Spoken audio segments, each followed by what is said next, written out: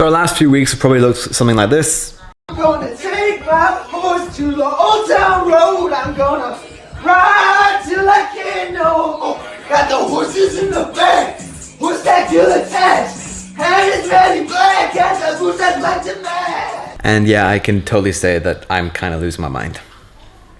But in the meantime, I've been trying to keep myself busy, my mind, both like, well, yeah, my mind and my body.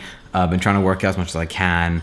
And also been trying to just like accomplish one big-ish task per day. So whether it's like film a YouTube video or like come up with a YouTube video and then film it, or if it's editing the YouTube video I just filmed or filmed yesterday, if it's to do something with Arlo, or, you know, like Instagram photos, something like that. Just trying to keep myself like in some sort of routine, some sort of productive routine, and instead of just sitting around all day and just watching like Archer. Or I've watched so many shows already, and like I've already exacerbated. Is that the right word? I've exhausted all options. But you know, that's something you're gonna do during this time. But in today's YouTube video, I want us to go over camera choices I've made in the past, all the good and all the bad, and some of the really, really stupid ones I made.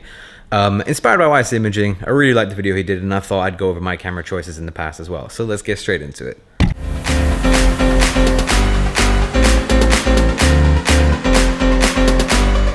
Okay, so now that's all set up, let's talk about my camera history.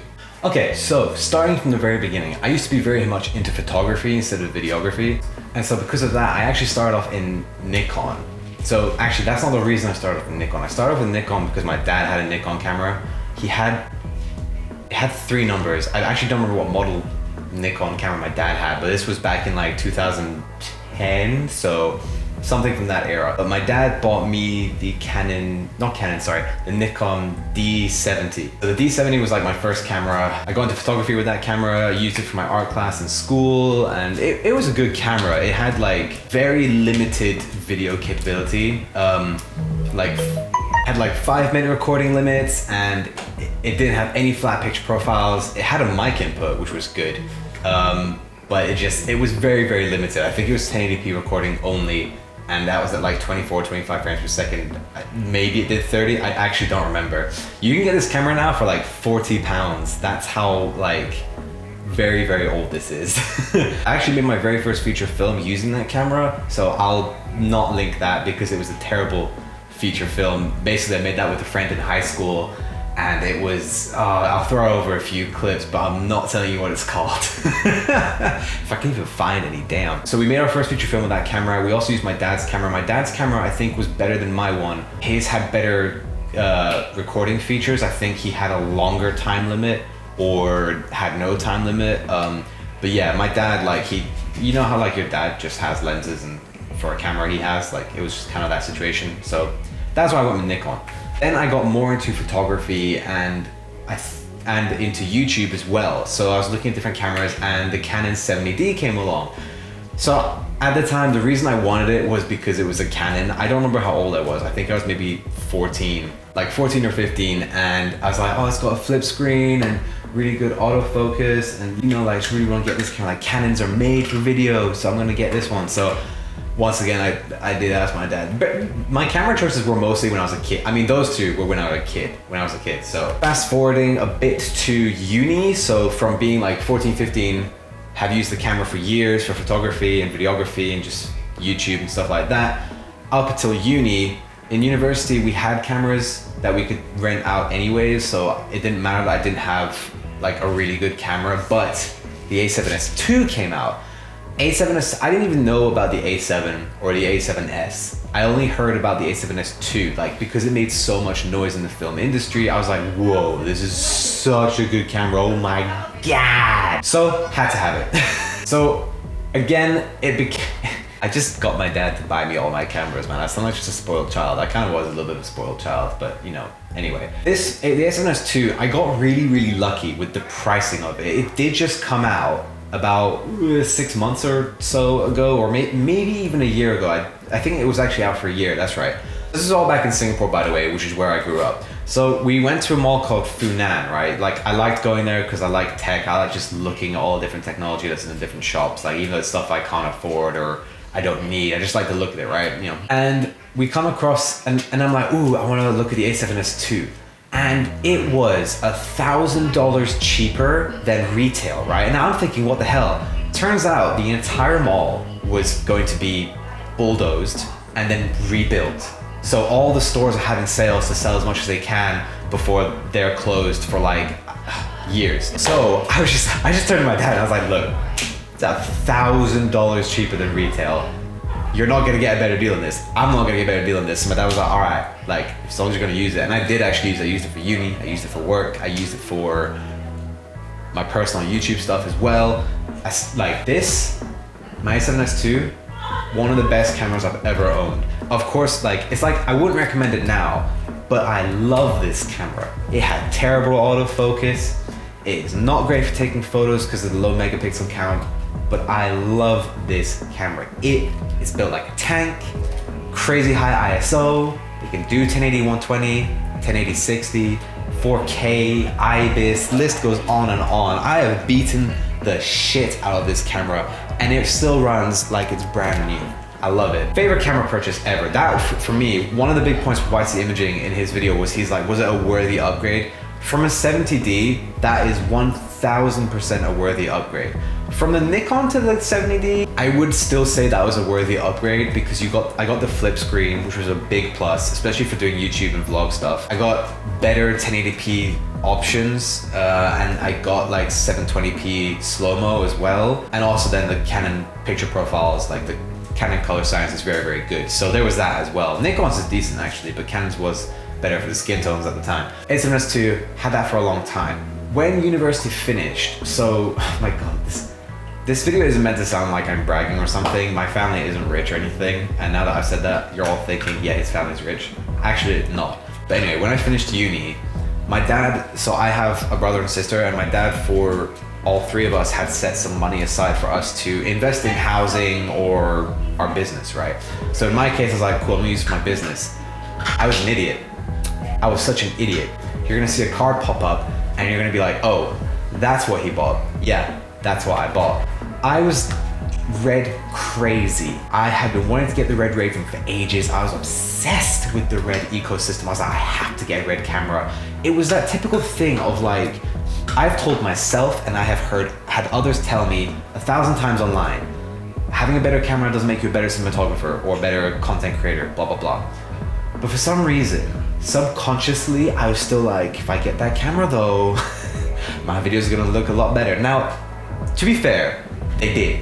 Because Red color science, 17 stops dynamic range, it's gonna make anything look better. But I regret it. I bought a Red Scarlet W. Now, I really regret buying the Red Scarlet W. I bought it brand new, which was my very first mistake. It cost £22,000. That is so much money, man. Like, I think that, like, it's a lot of money and it's not a lot of money, but it is a lot of money. Like in hindsight, okay, it's put like this. I could have 22 aperture 300Ds, right? That's like enough for a rental house and then some, you know, like that's just, this was the first, and I'd say the biggest mistake I've ever made. I'm actually pretty proud that it's my first camera purchase mistake, but I wish it wasn't such a big one. So there are loads of issues I had with the Red. It was a fantastic camera in its own right. The image was best image ever, but it had garbage low light. It basically couldn't do low light. You had to have light for this camera. It wasn't like the new Gemini they have that has dual native ISO, but I'm not gonna go into details about why I got rid of the Red Scarlet W. Just watch the video up there, again in the cards or below in the description, and you'll see why I got rid of it. Just warning you, it's a little bit of a longish video. Eventually I sold that camera, unfortunately for about half of what I bought it for. RIP.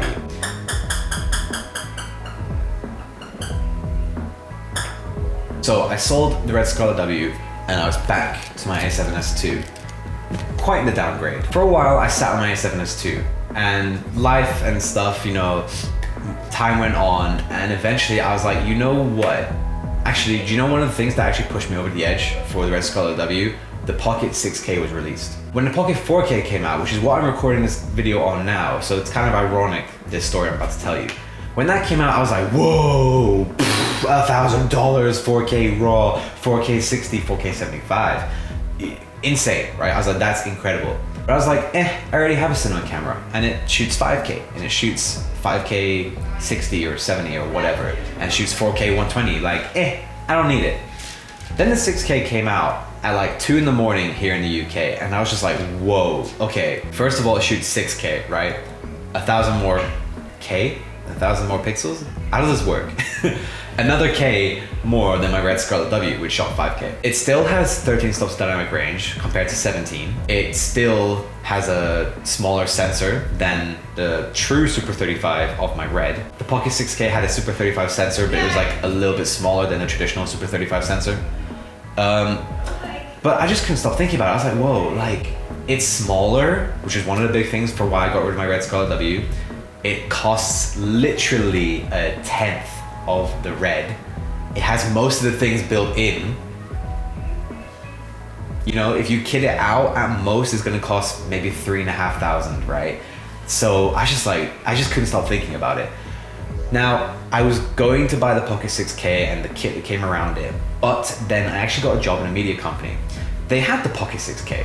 So I was like, oh, problem solved. Don't need to worry about it.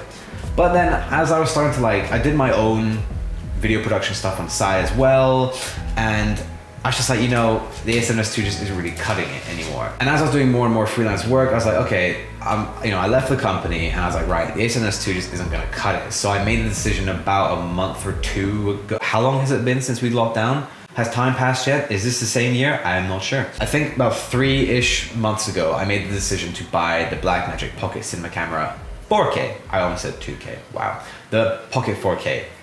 The reason being, I thought long and hard about resolution and do I need 6K? Do I need 5K? At most, I need 4K. Most of the things I watch nowadays are in 4K, so I was like, may as well get the Pocket 4K. Most of my clients never actually request a certain resolution. I'll bring up 4K now, especially since I can actually deliver in 4K because I can shoot 4K slow motion, which I couldn't do with my A7S2, so everything would just be delivered in 1080p. But now I offer 4K and be like, that's another thing you can charge your clients just a little bit more for, like, I don't know, another 100 or something. But hey, I can deliver 4K, instead of just giving them a downsampled 1080p clip. And now we are where we are today. I'm shooting my Pocket 4K, got my rig around it, all my little bits and bobs. So I guess I'm pretty happy with the fact that I only made one camera purchase mistake, and I haven't made as many purchases as YC Imaging, but I'm annoyed that it was such a big mistake. Like, once I realized I made a mistake by buying the Red Scarlet W, I was like, whoa, I could have bought a set of aperture 120Ds or even a 300Ds. I could have bought some smaller kicker lights. I could have bought some really, really good lenses. I could have had budget for advertising. I could have there were so many things, but I was so fixated on getting a Red, and that let go of your fixations. I say, as a creative, we always want the newest thing, the best thing.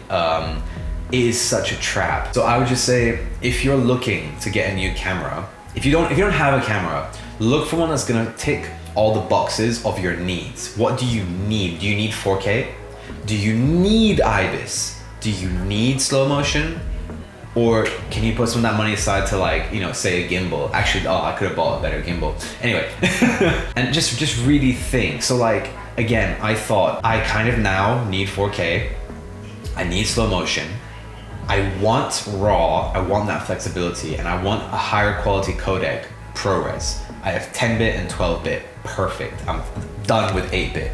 That was why I moved on from this. I was using it for so long and I was like, this 8-bit codec is trash. I can't deal with it anymore. And I'll just say, think about what you really need, make the decision, buy that camera, or rent it first to test it out. So I got to use the Pocket 6K a fair bit when I was working at that media company. So I knew the buttons are kind of plasticky, whatever. Oh, the screen's very nice. Okay, yeah, it's back to manual focusing again. That's fine, blah, blah, blah. Test it out, and if you like it, buy it, and then be happy with it. create with that camera until you can't create with that camera anymore, until it is holding you back from creating what you really want to create.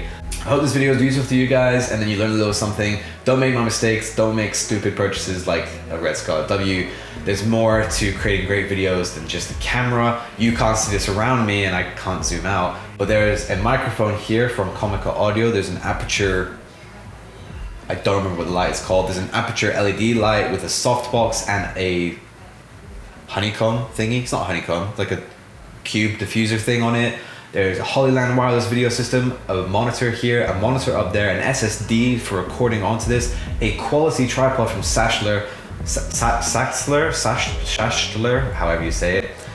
There's light stands, there's my laptop, there's so much more. There's the camera cage, the camera cage handle. Oh yeah, and then the V-Log battery behind it, powering the camera, and then the rails, and then the tripod head. There's so much more to creating videos than just the camera. So make sure you have what you need before buying another camera. Yeah. Hope this is helpful, guys. See you in the next one. Stay safe. Peace.